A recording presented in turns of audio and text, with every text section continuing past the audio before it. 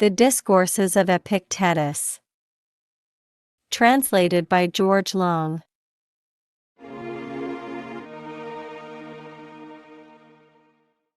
Book 1. Chapter 10. Against those who eagerly seek preferment at Rome.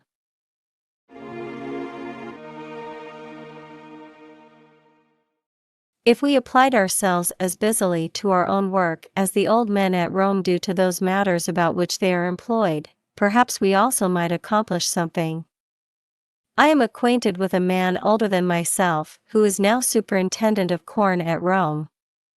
And I remember the time when he came here on his way back from exile, and what he said as he related the events of his former life, and how he declared that with respect to the future after his return he would look after nothing else than passing the rest of his life in quiet and tranquility. "For how little of life," he said, "remains for me."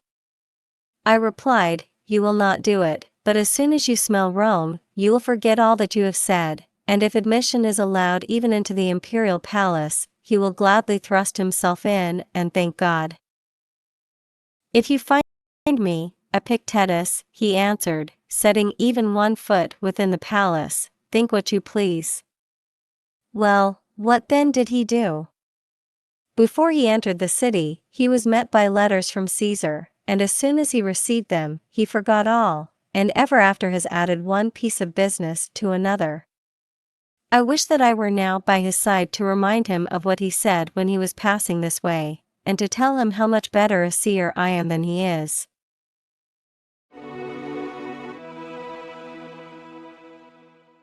Well then, do I say that man is an animal made for doing nothing? Certainly not. But why are we not active? We are active. For example, as to myself, as soon as day comes, in a few words I remind myself of what I must read over to my pupils, then forthwith I say to myself, "But what is it to me how a certain person shall read?" The first thing for me is to sleep. And indeed, what resemblance is there between what other persons do and what we do? If you observe what they do, you will understand. And what else do they do all day long than make up accounts, inquire among themselves, give and take advice about some small quantity of grain, a bit of land, and such kind of profits?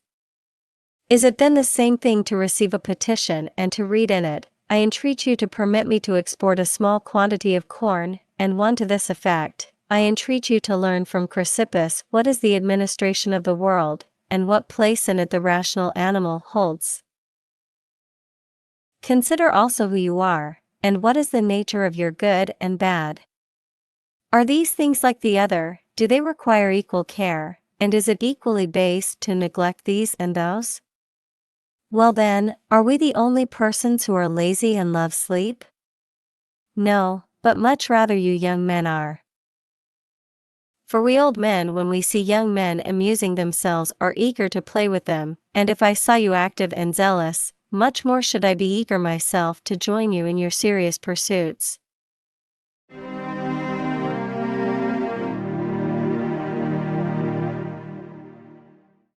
Book 1. Chapter 11. Of Natural Affection.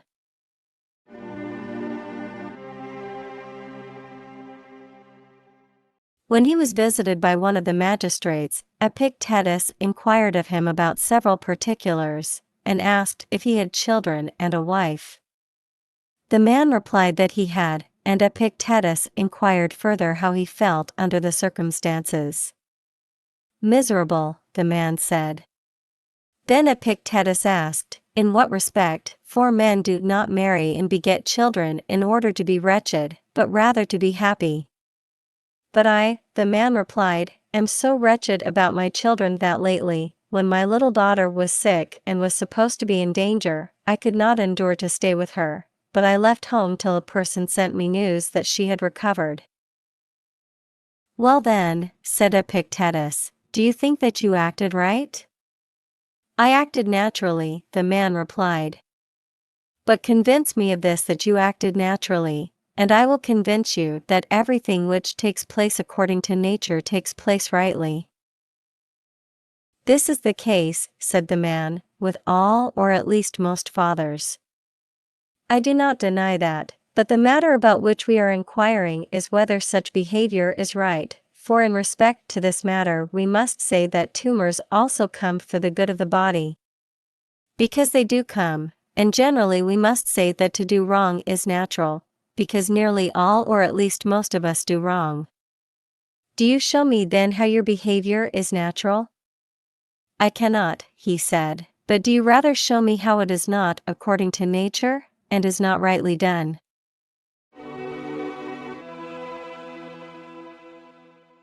Well, said Epictetus, if we were inquiring about white and black, what criterion should we employ for distinguishing between them? The sight, he said. And if about hot and cold, and hard and soft, what criterion? The touch. Well then, since we are inquiring about things which are according to nature, and those which are done rightly or not rightly, what kind of criterion do you think that we should employ? I do not know, he said. And yet not to know the criterion of colors and smells, and also of tastes, is perhaps no great harm, but if a man do not know the criterion of good and bad, and of things according to nature and contrary to nature, does this seem to you a small harm? The greatest harm, I think. Come tell me, do all things which seem to some persons to be good and becoming, rightly appear such, and at present as to Jews and Syrians and Egyptians and Romans, is it possible that the opinions of all of them in respect to food are right? How is it possible, he said.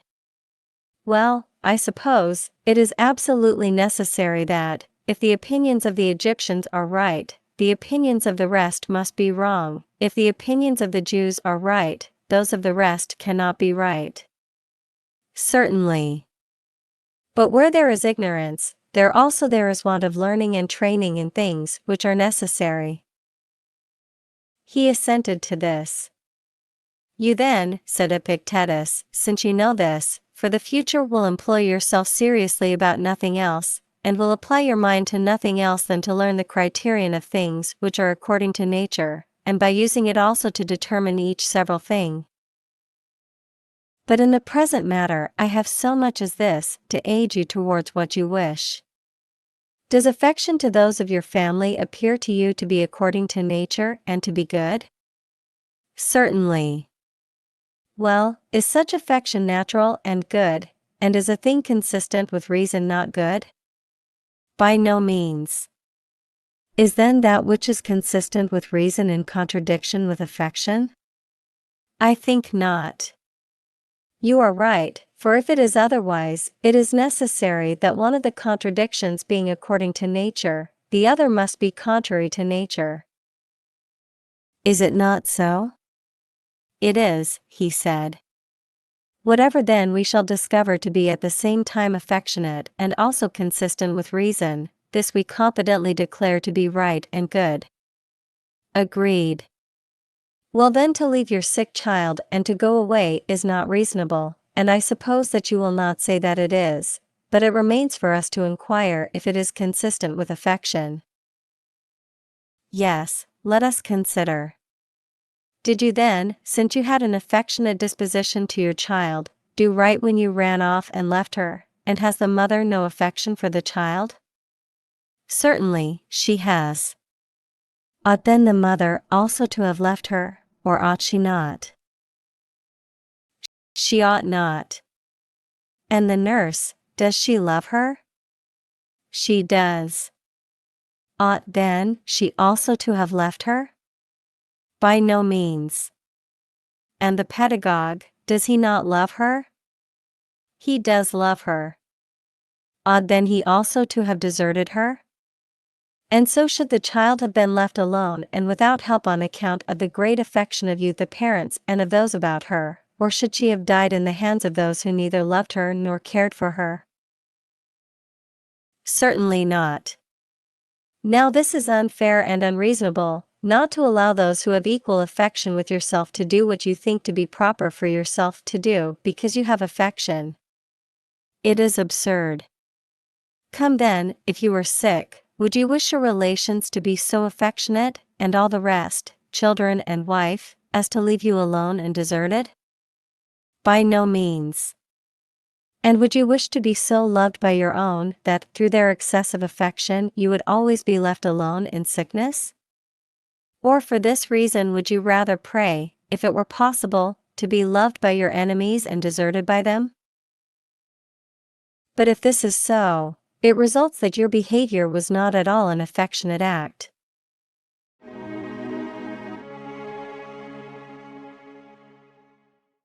Well then, was it nothing which moved you and induced you to desert your child? And how is that possible?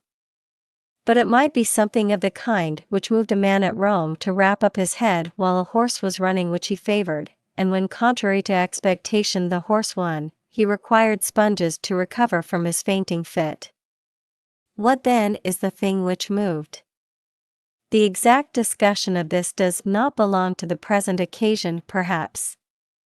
But it is enough to be convinced of this, if what the philosophers say is true, that we must not look for it anywhere without, but in all cases it is one and the same thing which is the cause of our doing or not doing something, of saying or not saying something, of being elated or depressed, of avoiding anything or pursuing, the very thing which is now the cause to me and to you of coming to me and sitting and hearing, and to me of saying what I do say. And what is this? Is it any other than our will to do so? No other. But if we had willed otherwise, what else should we have been doing than that which we willed to do?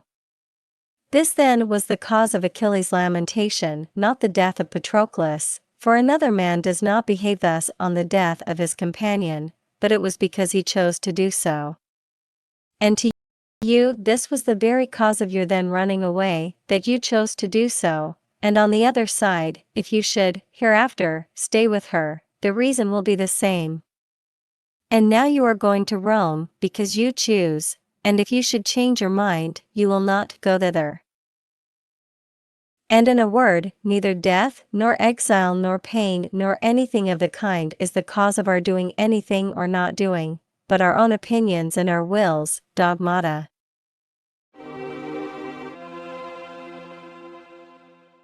Do I convince you of this or not? You do convince me. Such then as the causes are in each case, such also are the effects. When then we are doing anything not rightly, from this day we shall impute it to nothing else than to the will, dogma or opinion, from which we have done it, and it is that which we shall endeavor to take away and to extirpate more than the tumors and abscesses out of the body. And in like manner we shall give the same account of the cause of the things which we do right, and we shall no longer allege as causes of any evil to us either slave or neighbor, or wife or children, being persuaded that if we do not think things to be what we do think them to be, we do not the acts which follow from such opinions. And as to thinking or not thinking, that is in our power and not in externals. It is so, he said. From this day then we shall inquire into and examine nothing else, what its quality is, or its state, neither land, nor slaves, nor horses, nor dogs, nothing else than opinions. I hope so. You see then that you must become a Scholasticus, an animal whom all ridicule, if you really intend to make an examination of your own opinions, and that this is not the work of 1 hour or day, you know yourself.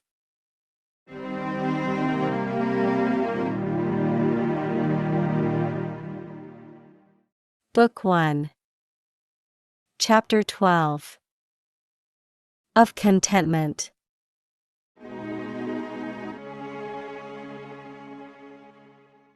With respect to gods, there are some who say that a divine being does not exist, others say that it exists, but is inactive and careless, and takes no forethought about anything. A third class say that such a being exists and exercises forethought, but only about great things and heavenly things, and about nothing on the earth. A fourth class say that a divine being exercises forethought both about things on the earth and heavenly things, but in a general way only, and not about things severally.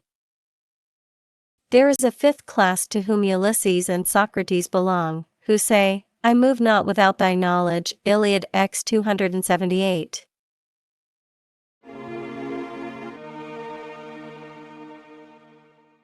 Before all other things, then it is necessary to inquire about each of these opinions, whether it is affirmed truly or not truly. For if there are no gods, how is it our proper end to follow them? And if they exist, but take no care of anything, in this case also how will it be right to follow them?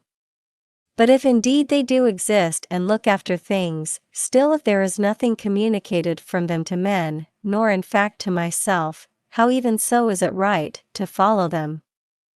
The wise and good man then, after considering all these things, submits his own mind to him who administers the whole, as good citizens do to the law of the state.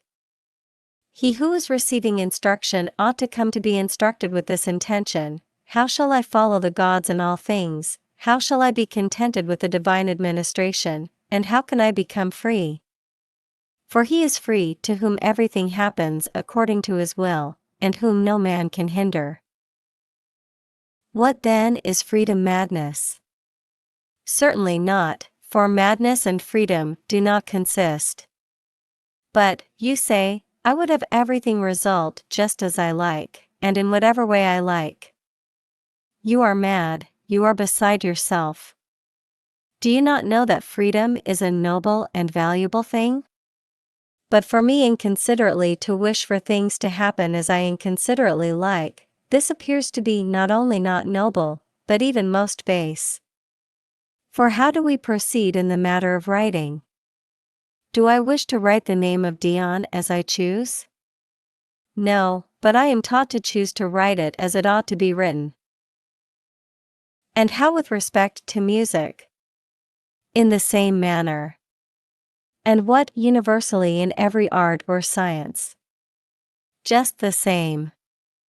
If it were not so, it would be of no value to know anything, if knowledge were adapted to every man's whim. Is it then in this alone, in this which is the greatest and the chief thing, I mean freedom, that I am permitted to will inconsiderately? By no means, but to be instructed is this, to learn to wish that everything may happen as it does. And how do things happen? As the disposer has disposed them? And he has appointed summer and winter, and abundance and scarcity, and virtue and vice, and all such opposites for the harmony of the whole, and to each of us he has given a body, and parts of the body, and possessions, and companions.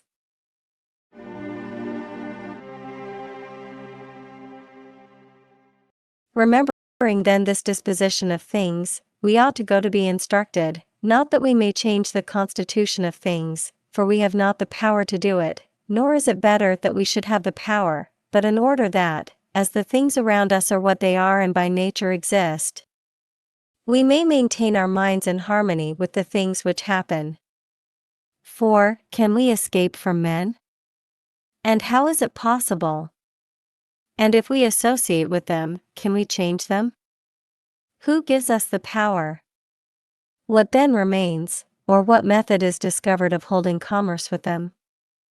Is there such a method by which they shall do what seems fit to them, and we not the less shall be in a mood which is conformable to nature? But you are unwilling to endure and are discontented, and if you are alone, you call it solitude, and if you are with men, you call them knaves and robbers, and you find fault with your own parents and children, and brothers and neighbors. But you ought when you are alone to call this condition by the name of tranquility and freedom, and to think yourself like to the gods, and when you are with many, you ought not to call it crowd, nor trouble, nor uneasiness, but festival and assembly, and so accept all contentedly.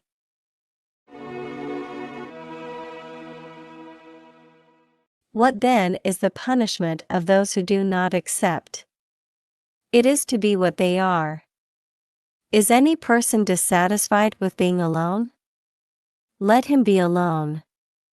Is a man dissatisfied with his parents? Let him be a bad son, and lament. Is he dissatisfied with his children?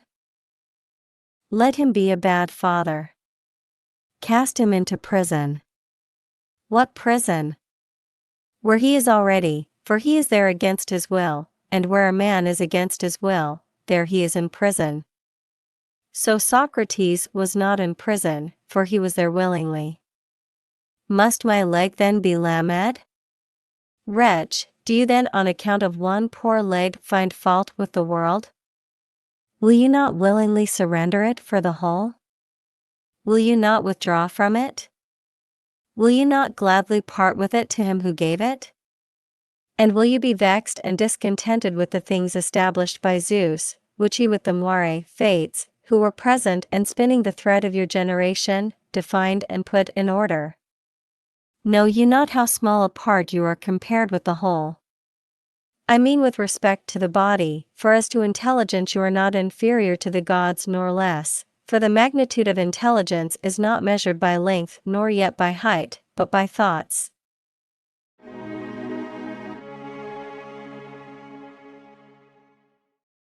Will you not then choose to place your good in that in which you are equal to the gods? Wretch, that I am to have such a father and mother! What then, was it permitted to you to come forth and to select and to say, let such a man at this moment unite with such a woman that I may be produced? It was not permitted, but it was a necessity for your parents to exist first, and then for you to be begotten. Of what kind of parents? Of such as they were. Well then, since they are such as they are, is there no remedy given to you?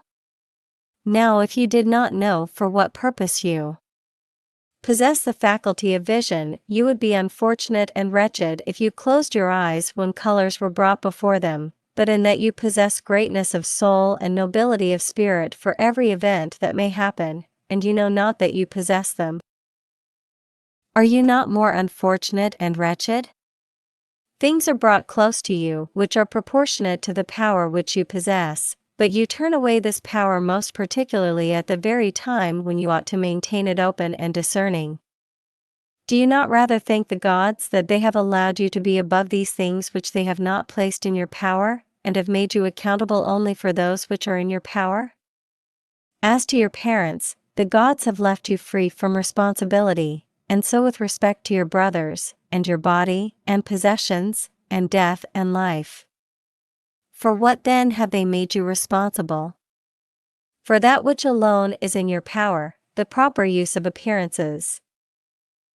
Why then do you draw on yourself the things for which you are not responsible? It is, indeed, a giving of trouble to yourself.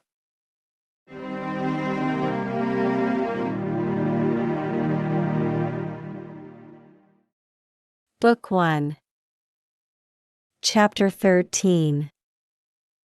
How everything may be done acceptably to the gods.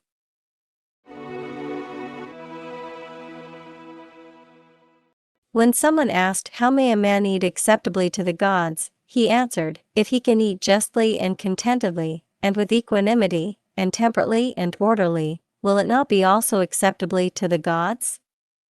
But when you have asked for warm water and the slave has not heard, or if he did hear has brought only tepid water, or he is not even found to be in the house, then not to be vexed or to burst with passion, is not this acceptable to the gods?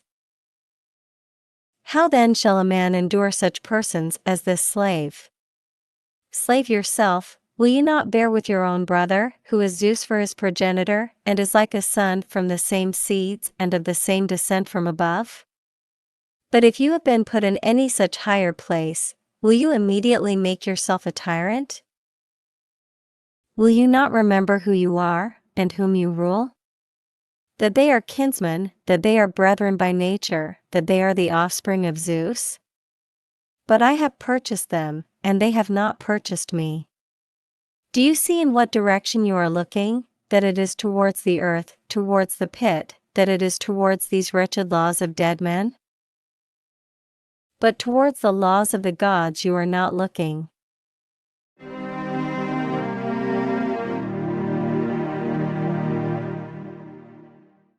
Book 1. Chapter 14. That the Deity oversees all things.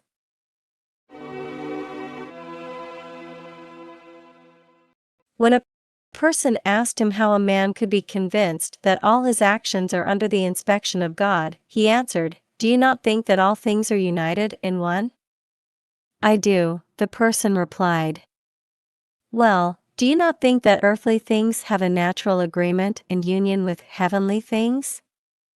"I do." "And how else so regularly as if by God's command, when he bids the plants to flower, do they flower? When he bids them to send forth shoots, do they shoot? When he bids them to produce fruit, how else do they produce fruit? When he bids the fruit to ripen, does it ripen? When again he bids them to cast down the fruits, how else do they cast them down? And when to shed the leaves, do they shed the leaves? And when he bids them to fold themselves up and to remain quiet and rest, how else do they remain quiet and rest? And how else at the growth and the wane of the moon, and at the approach and recession of the sun, are so great an alteration and change to the contrary seen in earthly things? But are plants and our bodies so bound up and united with the whole, and are not our souls much more? And our souls so bound up and in contact with God as parts of him and portions of him, and does not God perceive every motion of these parts as being his own motion connate with himself? Now are you able to think of the divine administration, and about all things divine, and at the same time also about human affairs, and to be moved by 10,000 things at the same time in your senses and in your understanding, and to assent to some, and to dissent from others, and again as to some things to suspend your judgment, and do you retain in your soul so many impressions from so many and various things, and being moved by them, do you fall upon notions similar to those first impressed? And do you retain numerous arts and the memories of 10,000 things, and is not God able to oversee all things, and to be present with all, and to receive from all a certain communication? And is the sun able to illuminate so large a part of the all, and to leave so little not illuminated, that part only which is occupied by the earth's shadow, and he who made the sun itself and makes it go round, being a small part of himself compared with the whole, cannot he perceive all things?